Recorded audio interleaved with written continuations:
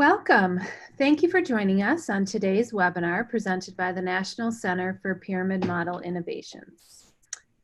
My name is Erin Barton, and I will be your webinar host today.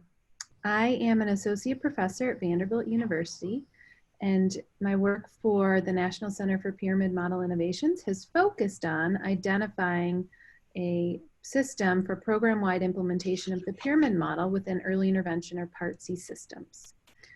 Today's webinar topic is the program-wide implementation of pyramid model practices in Part C, early intervention.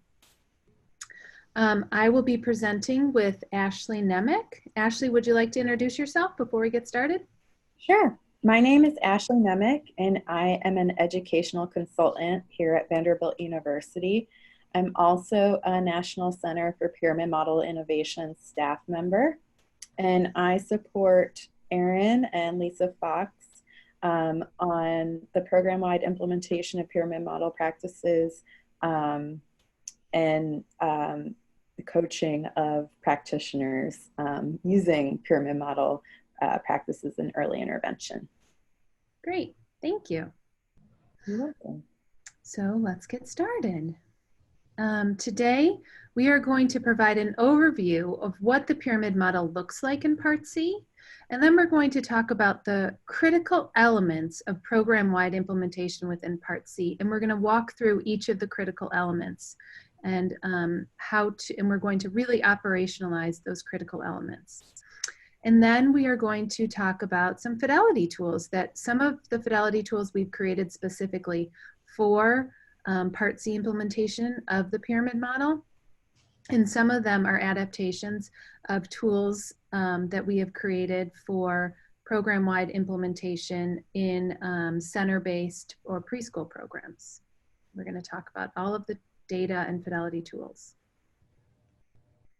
I'm going to get started by really talking about the what, and what do we mean by program-wide implementation, and what does the pyramid model look like in Part C or early intervention programs that are primarily home visiting programs.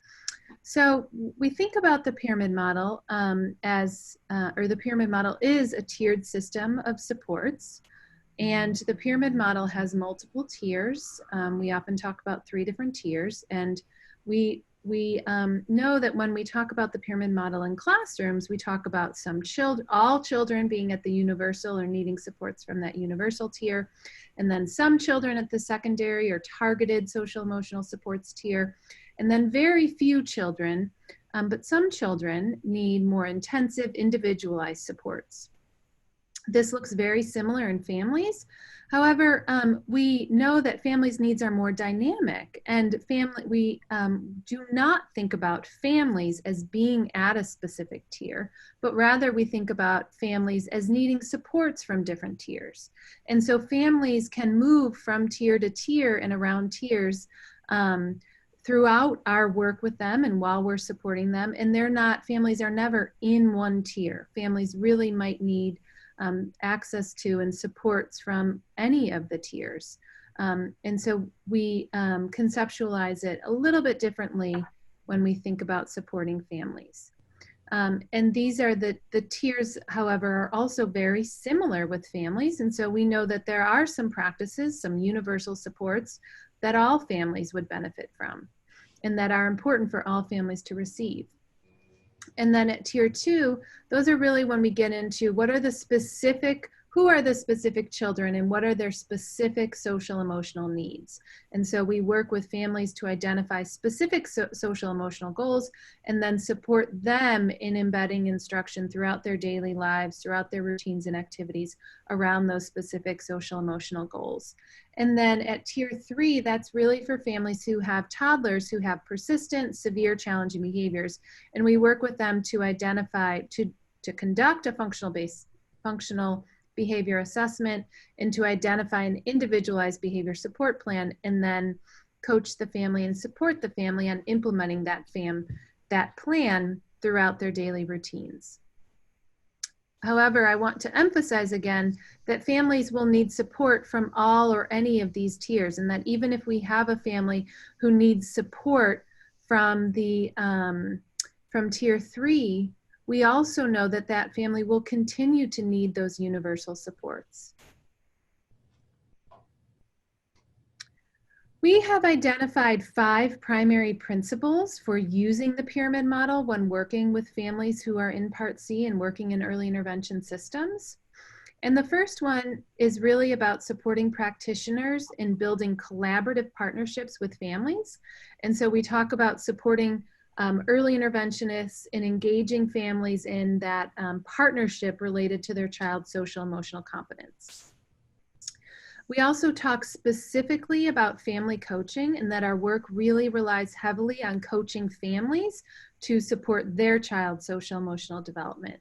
And so we spend a lot of time working with early interventionists, supporting them in learning evidence-based coaching practices so that we can support families in enhancing their child's social emotional development.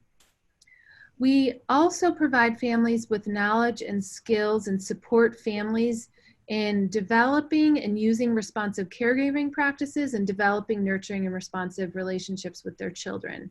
And so again, this is something that we do at all tiers and with all families.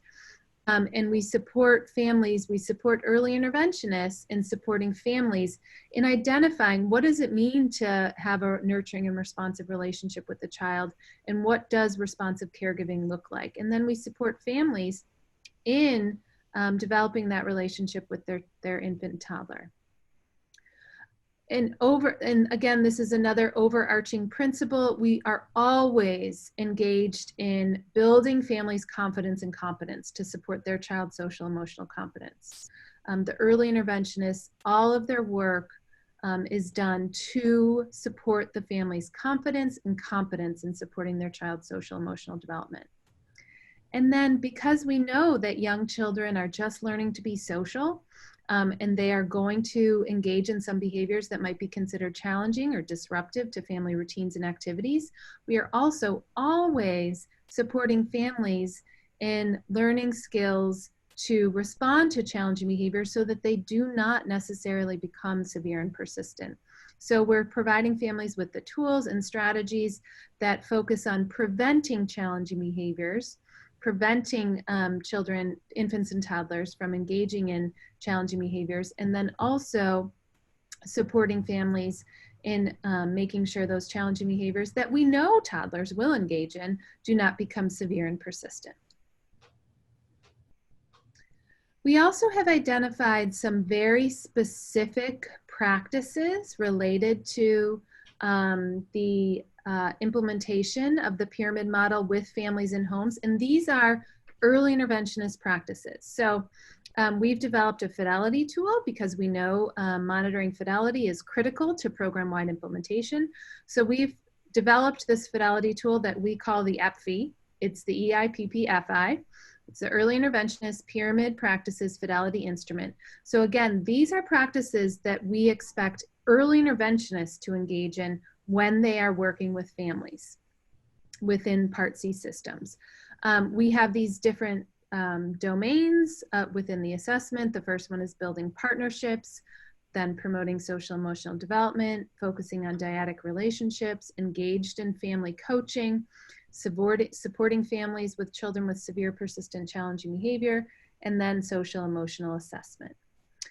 These are all aligned with the DEC recommended practices, and then they're also aligned with the key principles of early intervention that were generated from a work group convened by OSEP several years ago. So many of you who work in Part C will be familiar with these key principles of early intervention.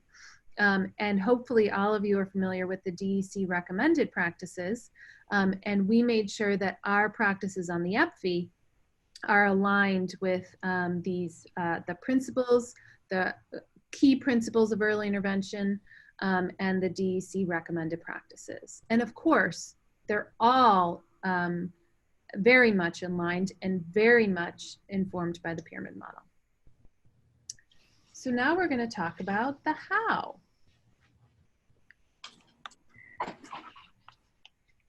So the how is when we're talking about the critical elements. And Erin, sorry, I think I skipped ahead. But the end all goal is that when we're implementing the pyramid model, all of our implementation steps that we're taking are done with fidelity, meaning they're being done the way they are intended to be done, so that it leads to positive outcomes for children, families, providers, and programs. That's exactly right, Ashley. And we were heavily in our implementation, in our planning, the implementation of program-wide implementation of the pyramid model in Part C. We were very much informed by implementation science, and implementation science gives us a lot of information about what and the how.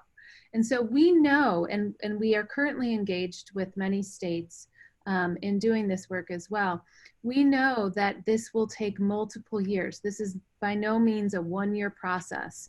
And for many programs, it's not even a 2 or a 3-year process. It can take multiple years depending on factors within the program itself, factors within the state.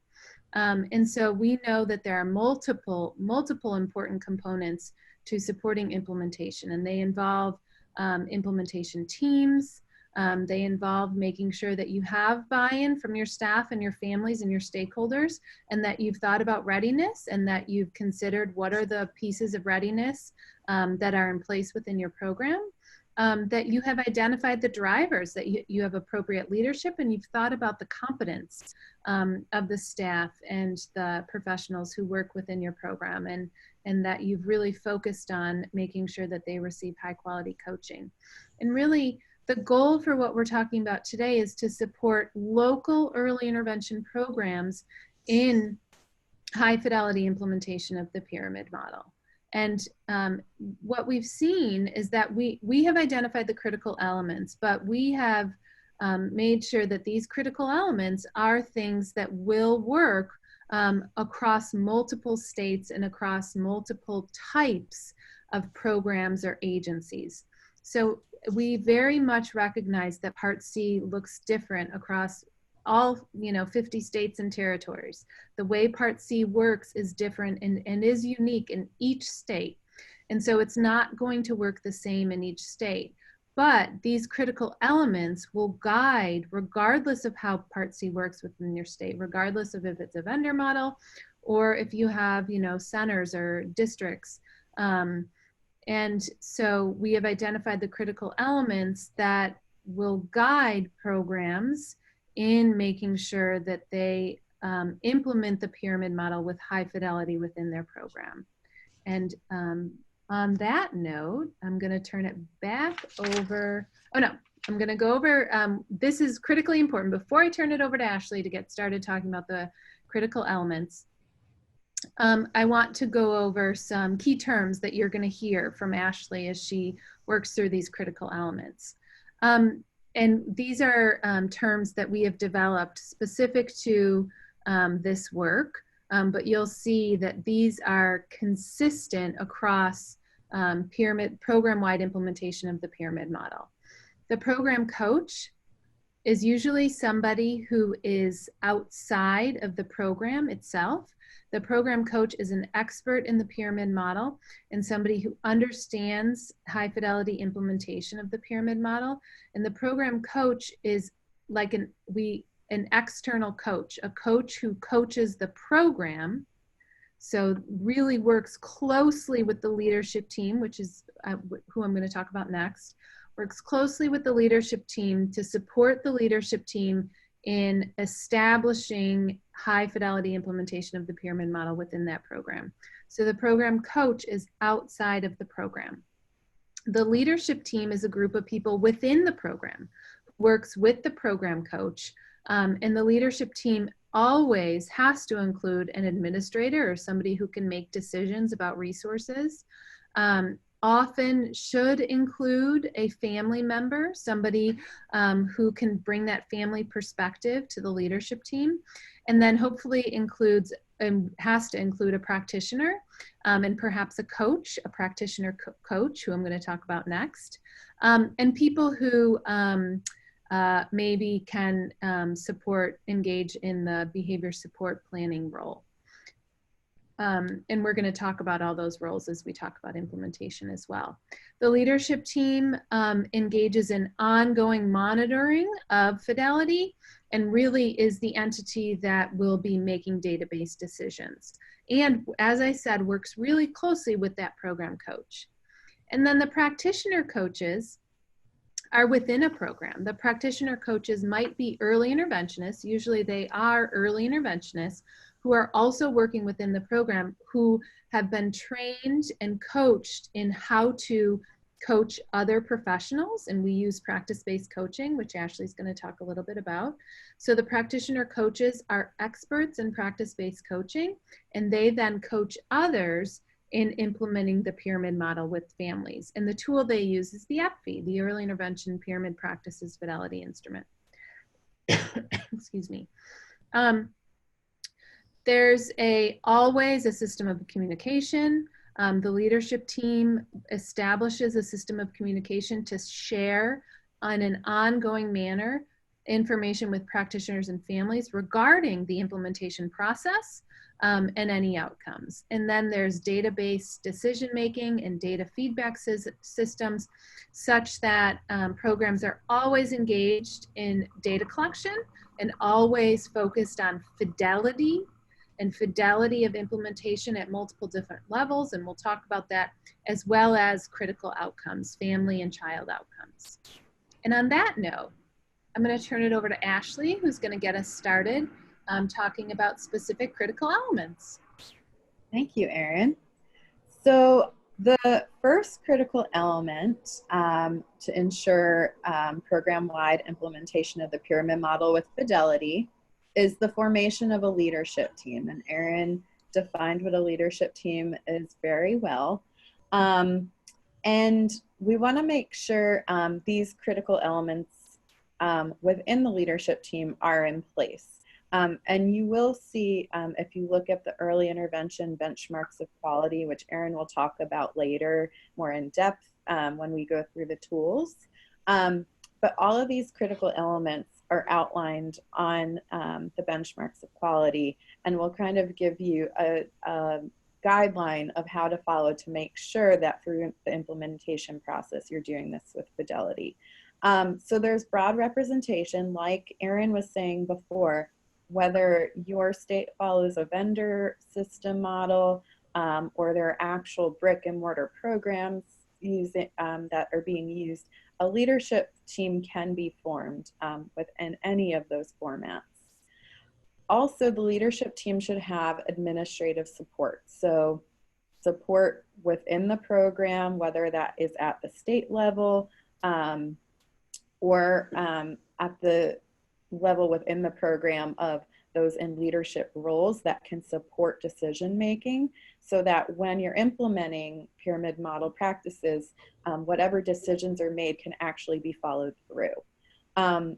You should meet on a monthly basis at a minimum. This just helps to keep the system kind of in check and to make sure that you're following through and accountable with the changes being made through implementation, and that ongoing communication system is happening, and you're there to be able to collect data and have conversations about the data to inform changes within the program.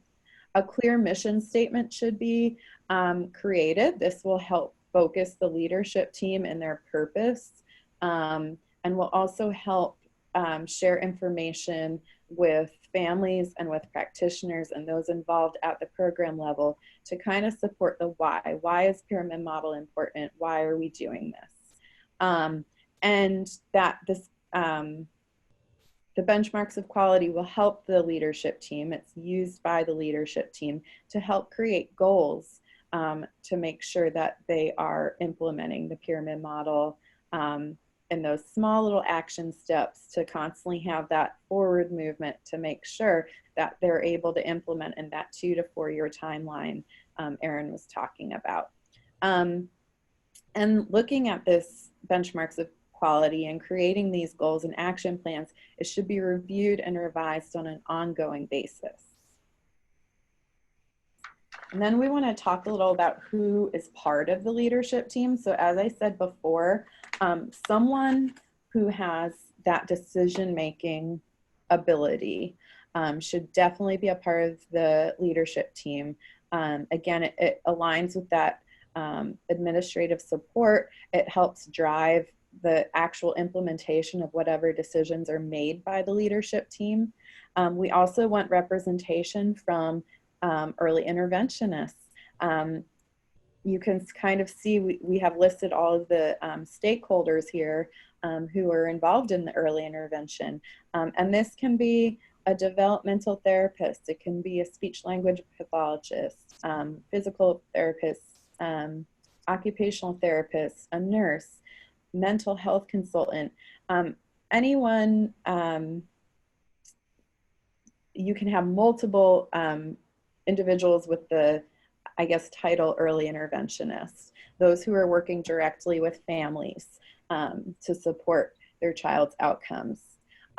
Also, the participation of a practitioner coach helps to give a lens from a coaching standpoint to the leadership team of what coaching decisions need to be made. What do the coaching caseload numbers look like for the program?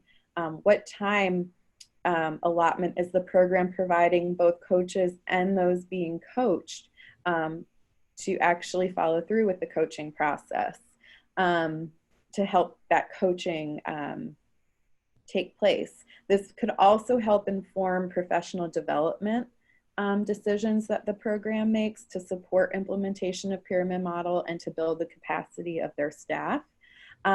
There should also be a professional who facilitates behavior support planning.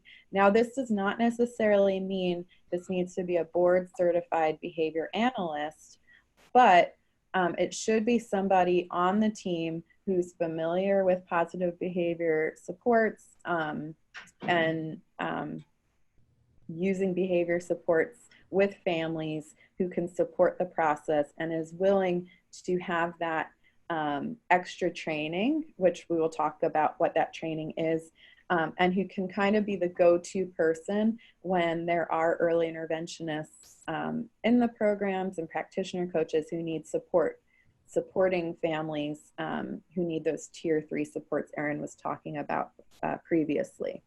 And then, of course, family members are stakeholders in this process as well. They are very much affected during the coaching process. Either coaches are coming to do live observations in their homes, or they may be part of a video tape that their practitioner is doing to get coaching support from their coach. And they are also affected by the outcomes. We're working to build their confidence and competence in using social emotional practices to support their child's development. So we want to make sure that we have their lens represented so that they can help inform the work of the leadership team. And as I said before, the leadership team should plan to meet on a monthly basis. Finally, anyone on the team can serve the role as the data coordinator. Throughout this presentation, you'll hear Erin and I talking about the types of data that's collected. So it's, again, no one needs to have their degree in accounting or math to serve this data coordinator role, but it should be someone who has good organizational skills, again, someone who has time to attend the data coordinator training, so that they can kind of learn all the data tools, the frequency that they should be collected, and how to present the data to the leadership team and to the program stakeholders in a way that can help drive decisions and also support that ongoing level of communication within the program.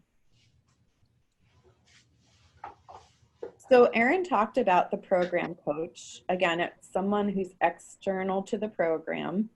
And you can think of that about them. We like to say they're the program's guide on the side. So going through that early intervention BOQ and supporting the leadership teams in their decision making, beyond just providing training on what the implementation process looks like and what needs to be done. They're there at all the monthly meetings. They might start by showing the leadership team how to organize the meeting and maybe what an agenda should look like, and then slowly pass off some of those things or tasks to the leadership team to begin to gain that independence. They also, again, are there to support that practitioner coach through the coaching process. The program coach is also well versed in the different trainings we'll talk about, as they typically are the ones to provide the training and practice-based coaching, and the data coordinator data coordinator training, the PTRF training. So they're there to support implementation with the leadership team and also with the practitioner coaches.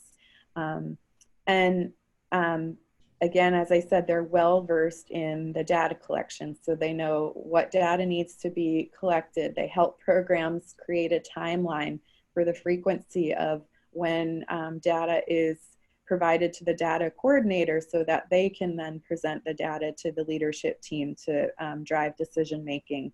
And then they're also kind of that bridge between the program and then the state leadership team to share the experiences and the data of each individual program to help inform the state leadership team's implementation of pyramid model expansion throughout the state. By all means, there are programs that can implement pyramid model in states that may not be using pyramid model at the state level in Part C, but typically the states that we work with, the state is the one to initiate reaching out to get this training and then working to support their programs.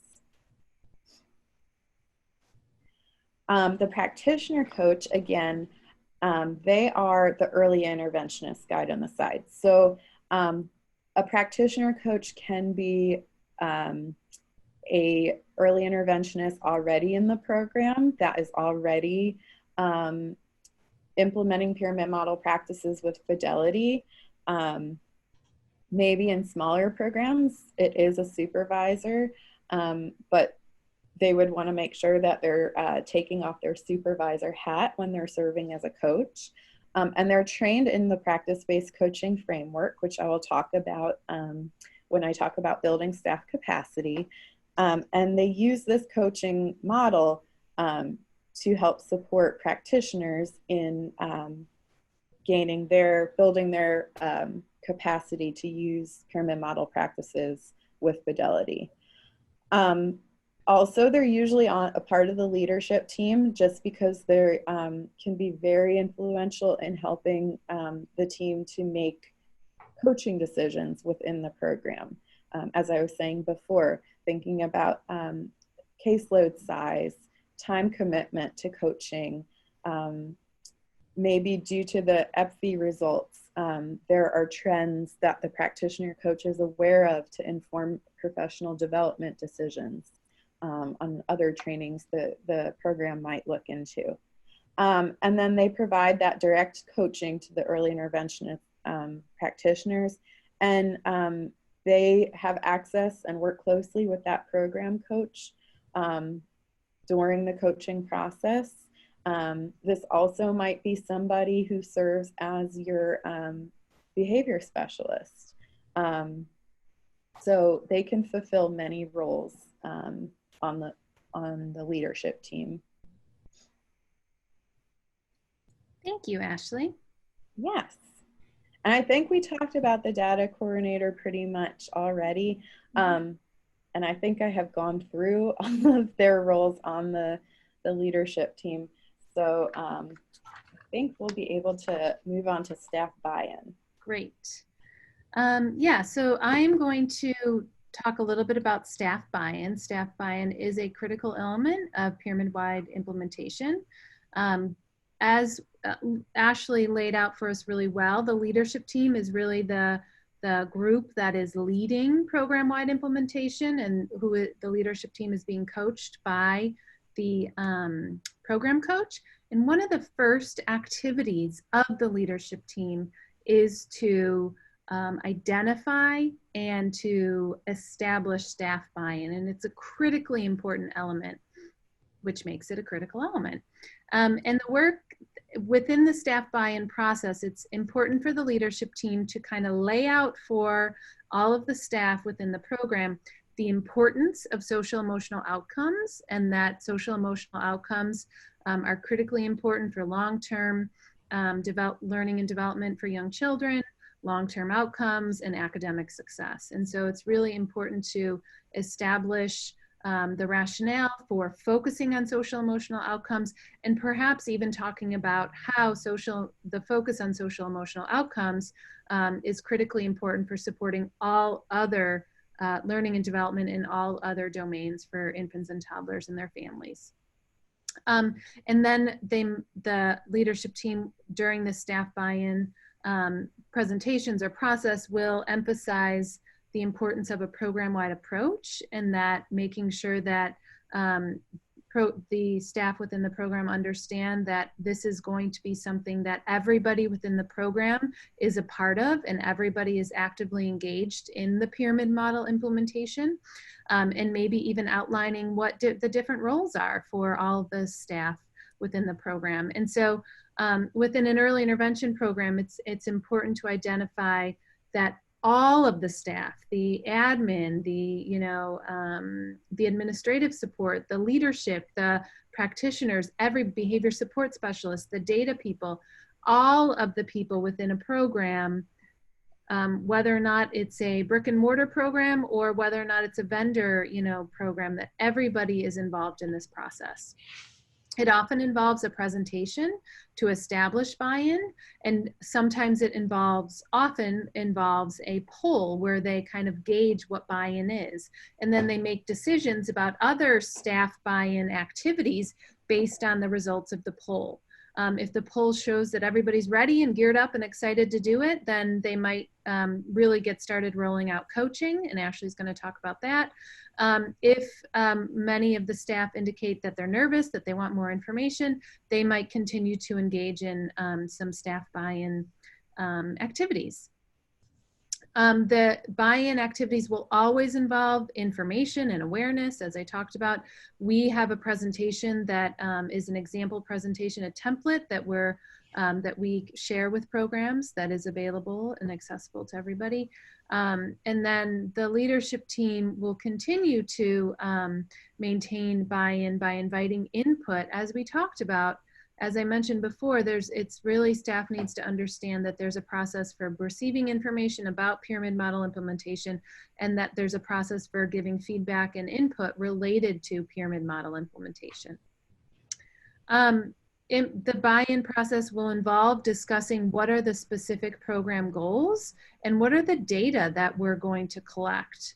And then talk about any efforts and challenges, and give staff an opportunity to discuss, what are some challenges that they might encounter during this process. It's important to identify how this relates to other data you're collecting, including state outcome data.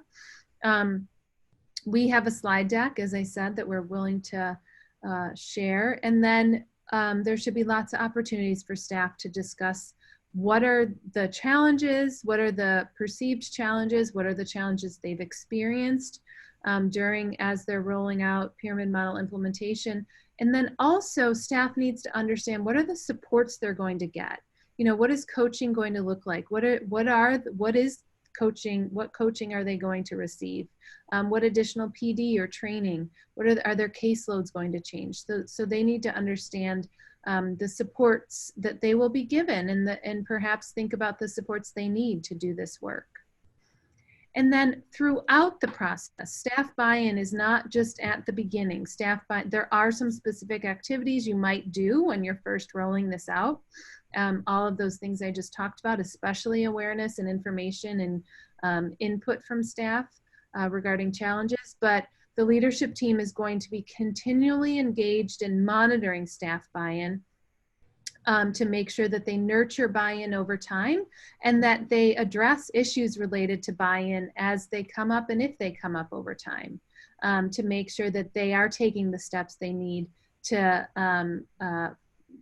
achieve high fidelity implementation and sustain high fidelity implementation of the pyramid model. And now I'm going to turn it over to Ashley, who's our resident expert in family engagement, which is the next critical element. Thank you, Erin. So family engagement, I think in the education system at all levels, family engagement is something that programs strive for. But it's especially important in Part C as practitioners are working directly with families. Coaching, as we've said, is a big piece of our implementation of pyramid model practices. And so families are affected by that. They have coaches coming into their homes, or they may be included on videos. Families should always have a choice on what their participation looks like. But programs really need to think about what is this system of communication that we're going to set up to make sure that families are informed from day one, that they have the ability to input and share their ideas from the beginning. So again, striving to get family participation on that leadership team.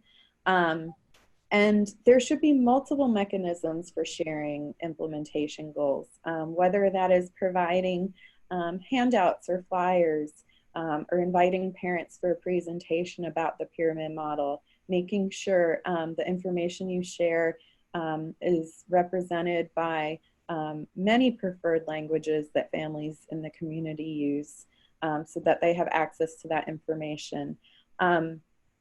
Another piece of this is that the program has planned out how their practitioners are supported in order for them to properly support families to identify family priorities, resources, and concerns. This also includes having a resource list of referrals. So that can look like many things depending on the communities you're serving, whether it's a list of local shelters, food banks, clothing drives, mental health resources, opportunities for socializations for their children. So that can look many different ways depending on the communities you're serving. But just again, making sure that the practitioners have that support within your program to help support families and their needs. So this is a list of ways that we can engage families. By all means, programs and leadership teams can be as creative as they want. They know the families that they serve the best and they know their community. And if there are things you feel like you don't know, that's a really great time to maybe set up some sort of survey for your families to help inform decisions. I know a program that I worked in Tennessee, we had a lot of parent training opportunities. So we would always ask parents' opinions on location, what's most convenient to have it. We asked the topics that they were most interested in learning about. Getting that family input on the mission statement, you know, having them help write what the mission statement is really supports their buy-in and their ability to support this implementation throughout. And also, I think I said before, making sure any handouts or flyers are in families' preferred language, and allowing parents to have that time, whether it's at a parent information meeting, to just, again, share their feedback and their input. The most important thing about family engagement is just that it's meaningful. So you want to make it meaningful and relevant, because even in a state, a different program's community is going to be different. The needs of the families will be different. So just, again, knowing what would be meaningful and being really creative, thinking outside the box to make sure you're reaching out to those families. The next critical element I'm going to talk about is building staff capacity, and this includes coaching. So when we think about professional development in implementing pyramid model, yes, we have those standalone 2-hour trainings and everything, but a big part of building the staff capacity is done through practice-based coaching. And you've heard Aaron and I use this term throughout. So practice-based coaching is an evidence-based coaching framework. And I will talk about the different layers of coaching that we talk about in Part C to kind of help differentiate that. But really, it's a professional development framework that we can use that coaching has been proven to support practitioners' change in their use of practices over time, as opposed to those short little professional development trainings that you might have over a day or two, or doing a PowerPoint training on their own. Because the practitioner coach is really there. They build that collaborative partnership with the practitioner to help identify a shared goal. So a shared goal is a goal that they both create together. It's informed by the use of the EPFI through a needs assessment and through asking the practitioner how confident they are in implementing these different practices, what they really want to work on.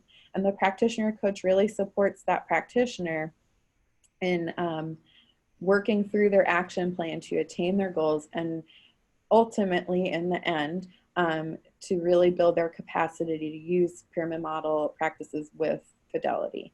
And so that's how we provide that ongoing professional development through this coaching process. The program at this critical element needs to think about who their practitioner coaches are, so identifying people within the program who would make good practitioner coaches. And this can be as big or as small as it needs to be.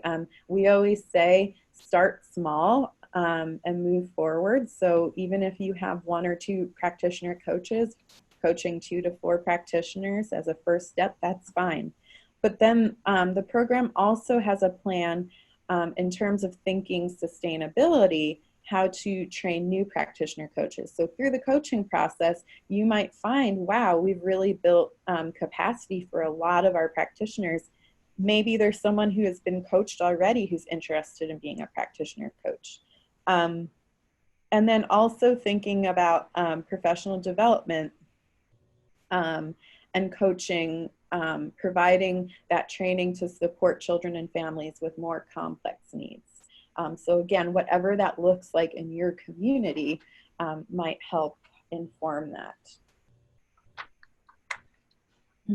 So I said I kind of talk about the different coaching definitions in Part C, and Aaron kind of already did the differentiation between that program coach and the practitioner coach.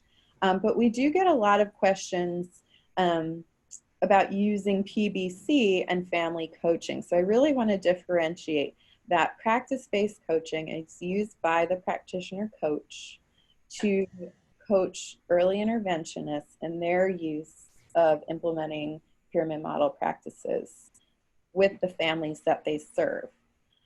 The practitioner or the early interventionist uses family coaching, and these family coaching strategies are also, or practices I should say, are included in the EPFI tool to provide that direct support to caregivers to facilitate their confidence and competence in supporting their child's social emotional learning and development.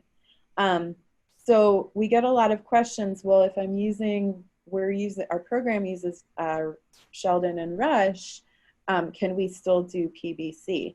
Absolutely, because Sheldon and Rush supports the family coaching, whereas PBC is a framework used to build the staff capacity. And then, as Aaron previously said, that program coach is someone on the outside supporting the leadership team in their implementation of pyramid model. And then talking about the different Part C trainings that are necessary for program people in the program to attend in order to implement with fidelity. We have written who attends, but by all means, if there are more people in the program that would like to attend and want to be informed on all of this, they can. It's really a program level decision, something that's decided by your leadership team. So the first training we do is the Part C pyramid model practices. And this is really just an overview of the pyramid model practices that are outlined in the FB, so that the practitioner coaches, the program leaders, the early interventionists all know what they're actually being coached on. And then next would be the practice-based coaching. So that would be an overview of what practice-based coaching is. It's a cyclical process. So the foundation of it being the collaborative partnership between the coach, the practitioner coach, and the early interventionist, and then the steps they take. There's a shared goals and action planning, a focus observation, and how to conduct reflection and feedback with the practitioner. And then in this training, they also identify the coaching tools, how the practitioner coach will use them, and going through the EPFI and talking about that database decision making that happens at the coaching level with practitioners.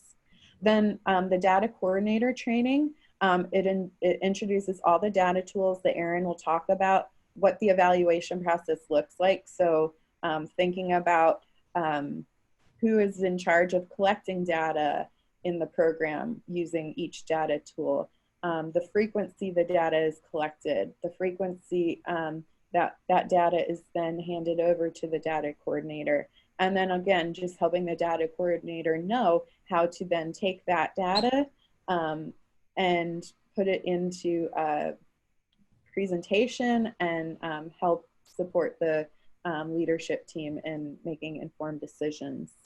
And then finally, the prevent, teach, reinforce for families. So this is the training for the behavior specialists, the practitioner program coaches.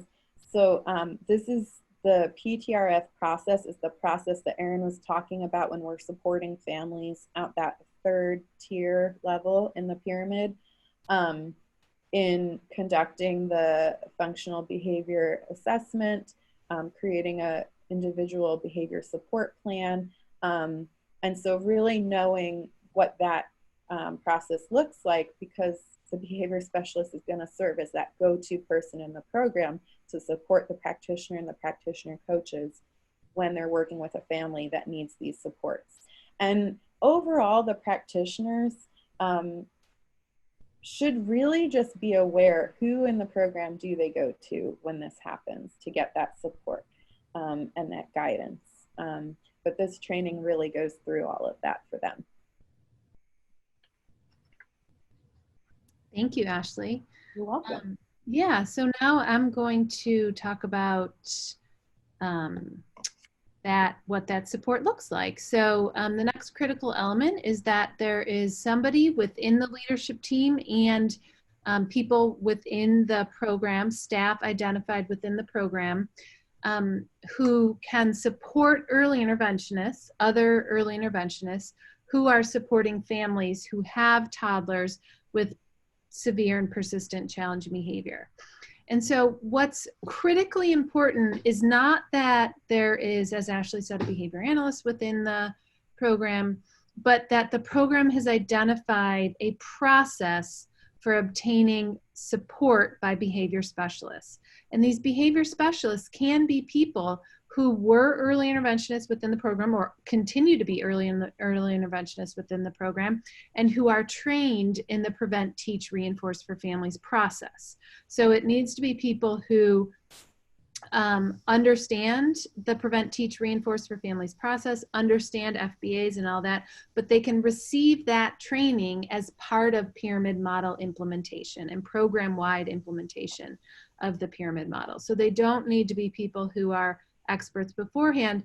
The pyramid model implementation involves a program-wide implementation of the pyramid model can involve identifying people to receive that training and support. And then the leadership team, a critical piece to that is that the leadership team identifies a process and policies and procedures so that every early interventionist who works with families within the program understands how to get that support when they're working with families who have toddlers with severe and persistent challenging behavior. That's what is critical, that there are staff trained or who will be trained, and that there is a process, and that all of the staff understand that process. And that there is ongoing coaching for those behavior specialists, those practitioners who are identified as behavior specialists, and then coaching for practitioners around how to conduct FBAs with families and how to develop BSPs with families. And again, for families who have toddlers who have severe and persistent challenging behavior, the practices, the early intervention practices, are in support of families. So the early interventionist is supporting families in conducting the FBA and identifying the functions of the challenging behavior, identifying what that disruptive or severe challenging behaviors look like, and then identifying and creating a behavior support plan that the family can implement within their activities and routines, and then coaching the family on implementing that behavior support plan.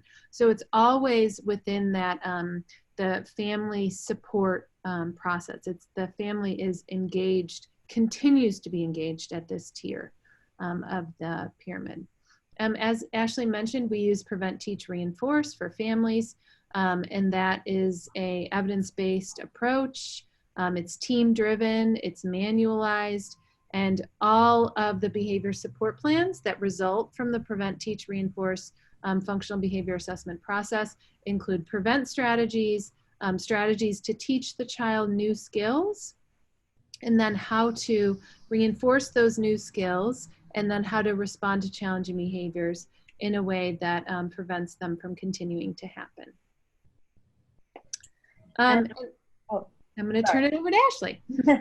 The last critical element we're going to talk about is that system for data decision making, and using that data to then make decisions within the program about implementation. So this is kind of where the program coach guides the leadership team in what that system of data looks like for that program. So again, I know I've said it before, but what data is being collected, how frequently it's being collected and shared, and then even within program leader or decisions that have already been made by the program leadership team, they might find in their data ways that they may need to tweak a goal, or to just help inform the decisions they're making. That's a way that's responsive to the program's needs, the practitioner and family needs. So we also recommend that there's a system in place for social emotional screening and curriculum-based assessment, working with the children to help identify children within the caseload who may be at risk for delays in social emotional development. And that just helps inform the practitioners where extra supports may be necessary when working with individual families that they're working with. And then also there's a system in place for measuring the implementation fidelity of the practitioners, and we do that through the coaching and using the FB to inform the fidelity of the practitioner's use of pyramid model practices. And the practitioners have a way of monitoring how the family is doing in their use of implementation strategies, working with their children. So that might be using the BSP from Prevent, Teach, Reinforce for families, or it may be as simple as you know, a little action plan or goal for helping the parent attend to their child's nonverbal cues, something like that. So that can look very different. And then also within this critical element, the leadership team wants to have a way of summarizing that data and sharing that data within the program. So informing the practitioners and everybody involved within the program, what their implementation looks like and what progress has been made, and also sharing that data with families. And this can be, again, at different levels, how the actual program implementation looks like. Maybe they have data that supports the practitioner's use of these social emotional practice, or data within each family of how they're doing. So again, programs can be creative within that, but we just want to make sure that data decision making is in place and there's a system in place in the program for what that looks like. Thank you, Ashley. You're welcome. So now the last component, now we have talked about kind of the overarching principles of the pyramid model approach within Part C systems. We've identified all the critical elements of program-wide implementation of the pyramid model within Part C programs, within local Part C programs and agencies. And now I'm going to talk about the tools. At every level of the pyramid model, every tier of the pyramid model, regardless of implementation site, database decisions are a critical element, as we talked about within Part C as well. And so there are multiple different tools that we use to create and to collect data, not to create data, to collect data, and then to use that data to inform next steps. These are the specific tools we use within Part C program-wide implementation of the pyramid model, and I'm going to go through, talk about each of these. It's important to identify that the program coach and the data coordinator, the program coach is external to the program, works with the leadership team. The data coordinator is a member of the leadership team. That the program coach and the data coordinator within the leadership team work collaboratively to collect all the data to submit to the leadership team, and then the leadership team uses that to make decisions, and we'll share that with the state as well, and the state will use to make decisions as well. The first the tools measure different things and are collected at different times. The program early intervention program benchmarks of quality are it measures the fidelity implementation. So it measures each of those critical elements and multiple different components of those critical elements. And it is critically important and so useful for leadership teams to use this at all of their leadership team meetings to guide implementation. And they will measure program-wide implementation using the EIBOQ at least every 6 months.